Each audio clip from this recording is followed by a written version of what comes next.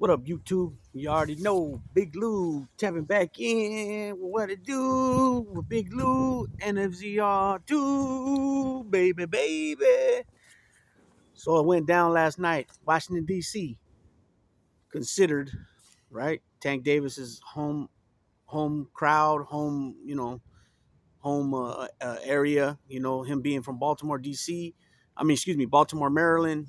You know, if you guys don't know, Washington, D.C. is not a state, right? It's its own little deal there, and it's somewhat like in the middle of Maryland and Virginia, right? So if you're from Virginia or you're from Maryland and you fight in Washington, D.C., that would kind of be considered a home event somewhat, right? So anyways, the kid didn't disappoint. Tank Davis went in there again and got himself another victory. TKO. Like Tank Davis is a special little dude, man. He's only 5'5.5". He's been fighting since he was like 6 years old. They got a lot of footage and clips of him all through the internet and stuff like that, of him boxing. I just found this out yesterday or early this morning. The reason he's called Tank is because they said he used to go around the gym, run around the gym, and they used to call him Tank Head because he was a little kid with a big head, he said. And he said as he got older, he shortened it just to Tank. So originally he's known as Tank Head. I thought that was funny. I thought that was cool of him to share that. You know what I'm saying? That was what's up. Uh, but yeah, he went in there, and I mentioned this on the video I cut last night about the fight with Tank Davis and Hector Luis Garcia. Is that Tank Davis he's a very patient fighter. He'll sit there and he's somewhat of a slow starter.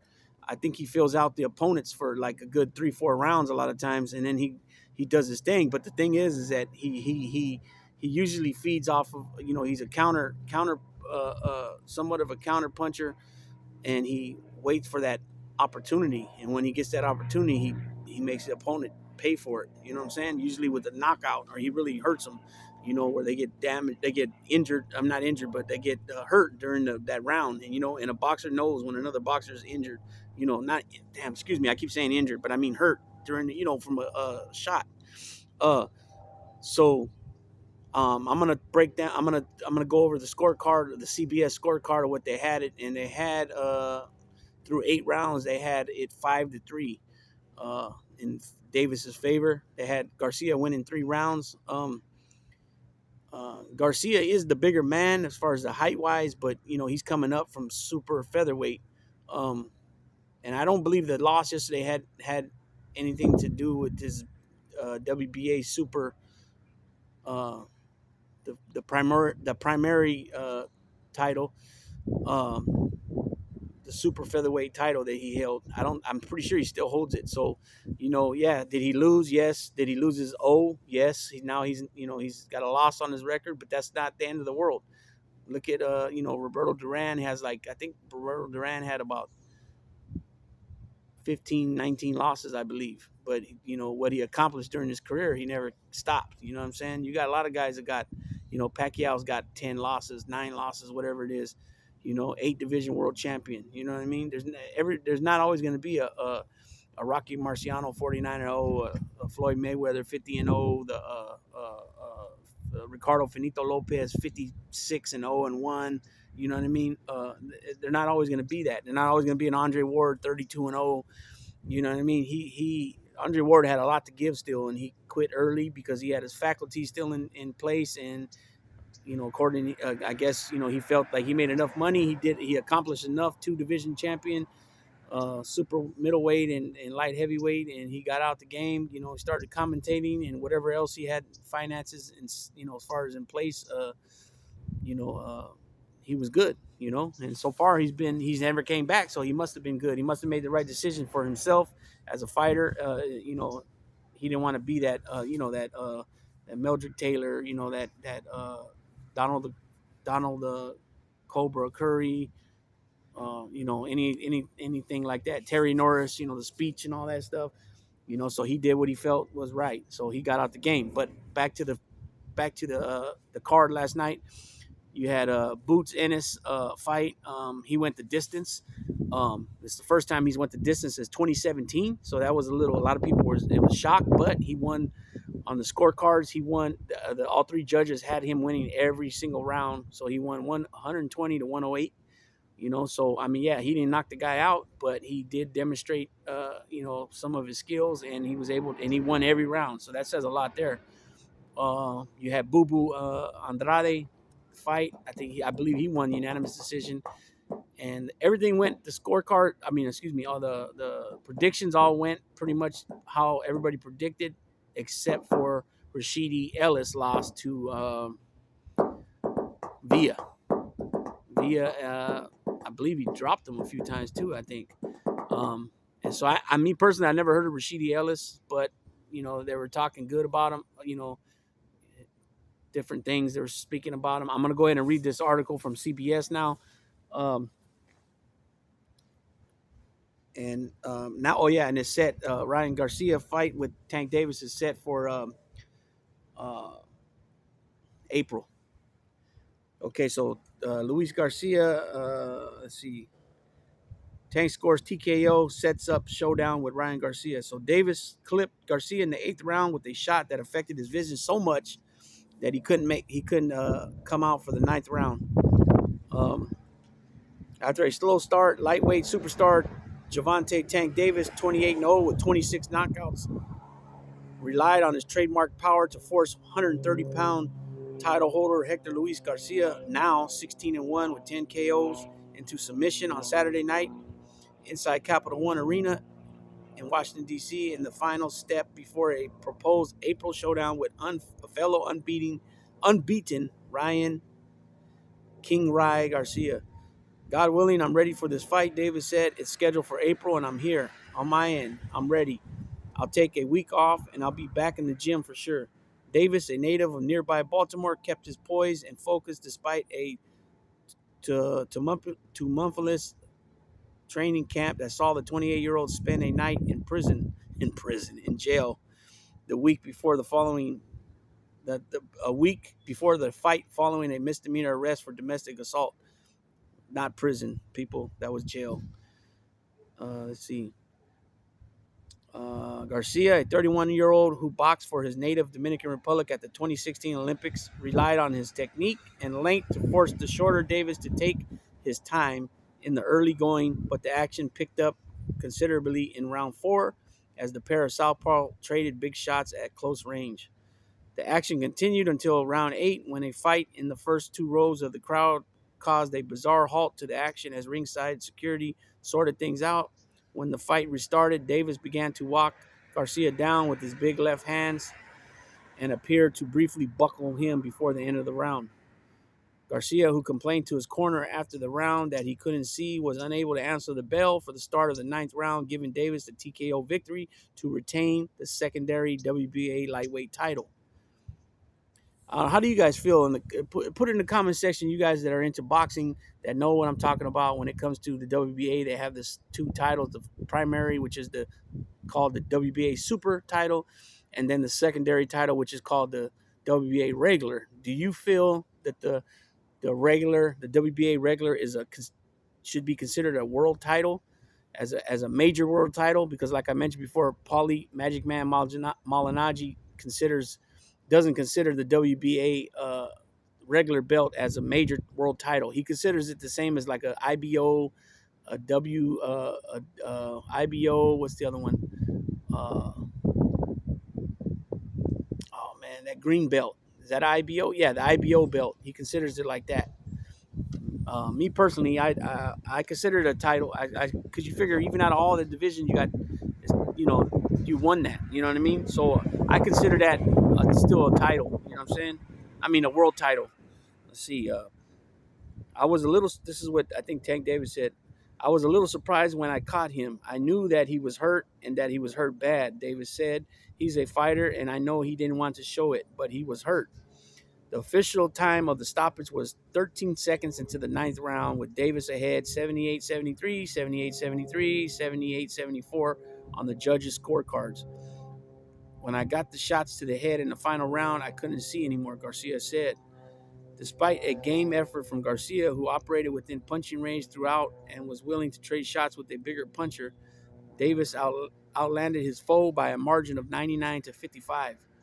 According to show stats, Davis also landed an incredible 53% of his power punches. I feel as though I have stuff to work on. Davis said, "I'm a fighter and I'm not retired, so my cup is never full. I'm always willing to learn. I struggled a little bit because I don't fight southpaws that often, but it's okay because that's part of the game." Very true, right? Southpaws are not you don't see them too often. Garcia had that. That's why I believe that Bud Crawford is more. He's more of a special fighter because he can fight southpaw and orthodox. Just like that's his natural stance. Either way, let's see. Garcia had enjoyed a breakout 2022, handing the first defeat to Chris Colbert before capturing the WBA 130-pound title over Roger Gutierrez to become a dark horse in the Fighter of the Year conversation. After the fight, Davis admitted the only opponent who has the chance to defeat him is himself. That's very true, I believe. I need to bring my people in close and listen to my close ones and listen to advisors Al Heyman and just stay focused, Davis said. There are a lot of bumps in the road, but as long as we stay focused together, that's how I will make longevity in the sport. I believe that's true, right? So this now we're gonna move on to this is what they said about Jaron Boots Ennis. The undercard saw Boots Ennis fail to not record a knockout for the first time since 2017, as he cruised to victory over Karen Chuck Hadsidin. Ennis went the distance. The first time he had been beyond the sixth round, as he found his opponent tough to land cleanly on. Plus, and then now this is the upset. Roman Villa rallied late to stun Rashidi Ellis by majority decision. Villa scored 2 knockdowns in the final round to give himself the edge on 2 of the judges' scorecards. And Demetrius Boo Boo Andrade was successful in his debut at super middleweight as he handed Damon Nicholson with ease by decision. I believe his was unanimous. So here we go. We're going to go to the scorecards now. Like I mentioned, Devontae Tank Davis defeated Hector Luis Garcia via 9th round TKO. So this is how they scored the round up until the quit. He quit on his stool. They had Davis 10-9 round 1. They had Garcia 10-9 round 2 and 3. They had Tank Davis 10-9 rounds 4 and 5. They had Garcia 10-9 round 6. And they had Tank 10-9 7th and 8th round.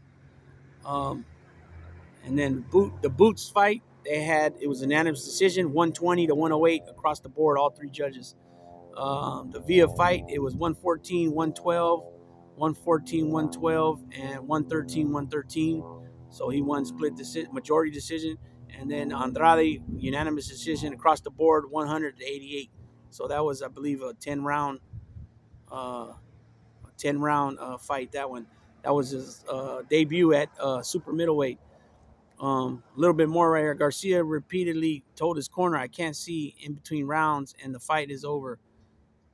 Davis does it again, having some rocky moments before scoring the fight-ending shot.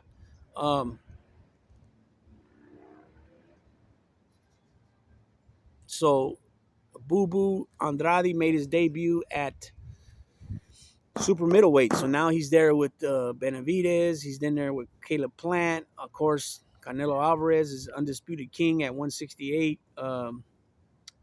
What I did mention about Boot Ennis is that he won the interim IBF welterweight title.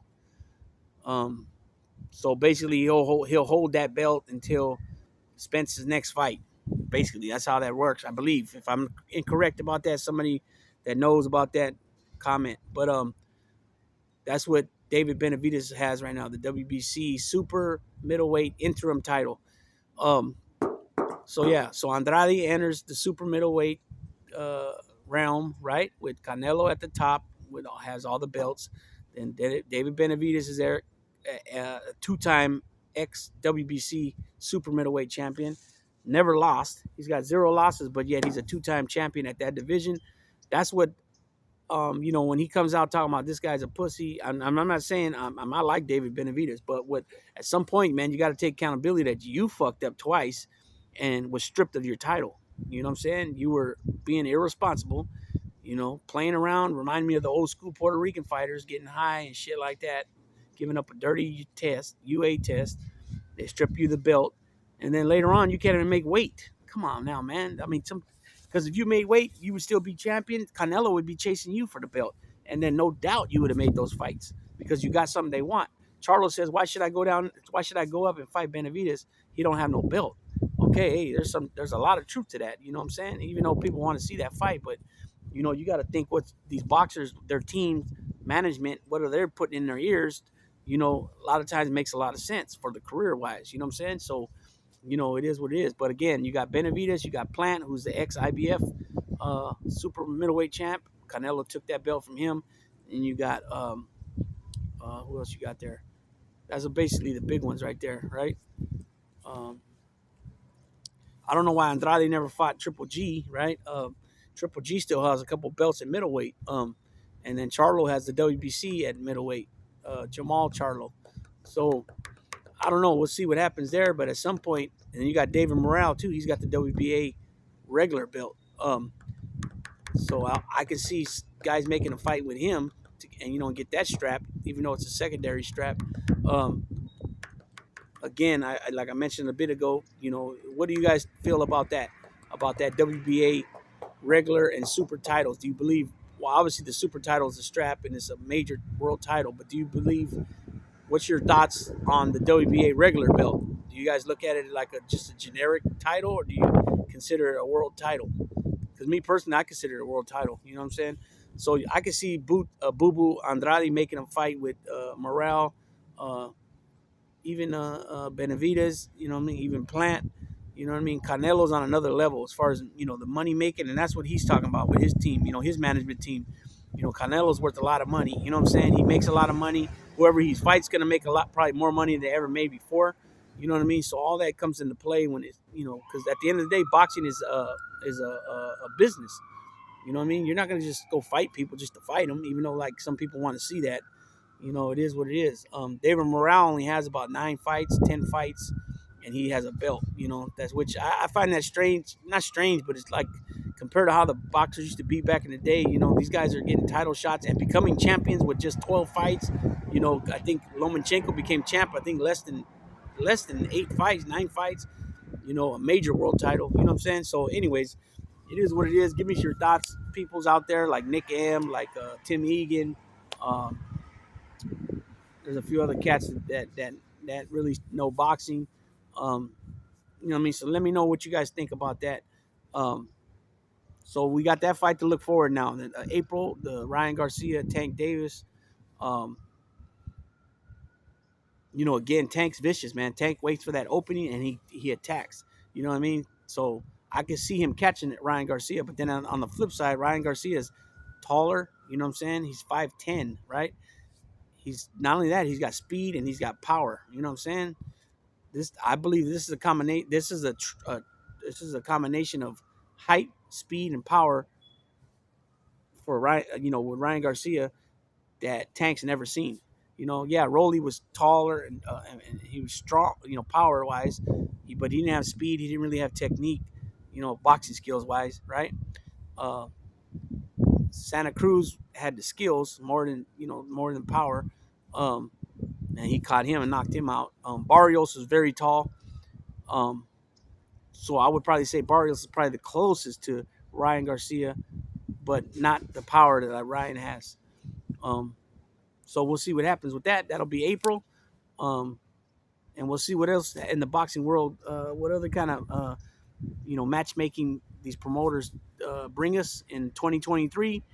Everybody wants to see obviously the Crawford Spence fight. These guys are getting older, so I don't know what's going to happen there. If they, like I mentioned this a few times, if they can't make that fight, then Spence is going to go up. The only thing there is the next division up is 154, and his buddy that he grew up with, trained with, has all the belts. I don't know. We'll see what happens. Um, Crawford, I could see hanging out at welterweight a while because he came up from from lightweight. You know what I mean? So I could see him hanging around there a little bit longer. Boots is coming, right? He's hungry. He wants some title shots. He wants belts. He's 28-0, I believe, 29-0 now. So let's just see what they bring us. Let's see what Al Heyman, Top Rank, The Zone, uh, Eddie Hearn, Golden Boy, uh, Team Money. What is it? Team Money Mayweather or Money Team Mayweather. Let's see what all these guys could bring to the table. It just sucks that it seems like the only fights that are being made are guys that are up under the same umbrella. So if they're with PBC, which is Al Heyman, they're making those fights. But PBC with Top Rank, Bob Arum and Heyman and his people that like, they can't agree on nothing.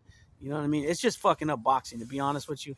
You know what I'm saying? It's bullshit. And then like when it comes to like Spence and Crawford, in my book, these guys are both well. Their resumes are nice. Their accomplishments are nice. Their hardware is nice. Why can't it be a 50-50? You know what I'm saying? They both proved, and it's years of work. You know what I'm saying? So it's bullshit. I think it's bullshit with that. I think the promoters are just fucking up shit. That's my opinion. You know what I'm saying? It is what it is, but that's what I'm going to say. That's what I'm going to go with. Again, thank to everybody that's brought my numbers up. I appreciate it. Shouts out to Flacco.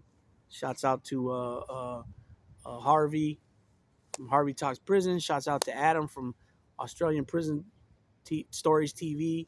Shouts out to Big Weavy.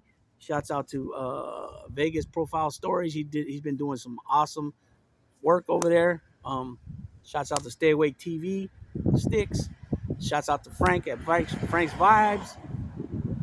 Who did I miss? Wow. I think that's pretty much it. Shouts out to Boxer over there. Shouts out to my brothers, the No Fly Zone. Catch the No Fly Zone. We're gonna be on the 11th. That's only a few days away. Catch us there. Nelson, Carlos, and myself. We're gonna come with a banger. I don't know yet what the topic is. They're figuring that out. But be sure to catch the No Fly Zone Ricans on January the 11th at 6:30 Eastern Time. That being said, Big Lou tapping on out. But before I go, peep that hat out.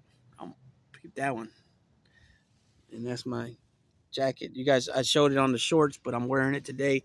I just got another shipment of A's hats yesterday, 3 A's hats. A couple days before that, I got 2 A's hats. A couple days before that, I got the one with the jacket and the A's shirt. And then I had some 4 or 5. I know I had like 6 of them that I got about 2 months ago. So I think I'm gonna do either a video or shorts on my hats, right, and let everybody see what I got. That being said, again, Big Lou's gonna tap on out this time for reals, peoples. Be safe out there, and I wish everybody a blessed, positive, and remainder of your weekend. Today is Sunday. Tomorrow's back to work. You guys know how that Mondays go, and I wish everybody the best out there. That being said, again, I'm saying this for the 4th time. Big Lou tapping on out.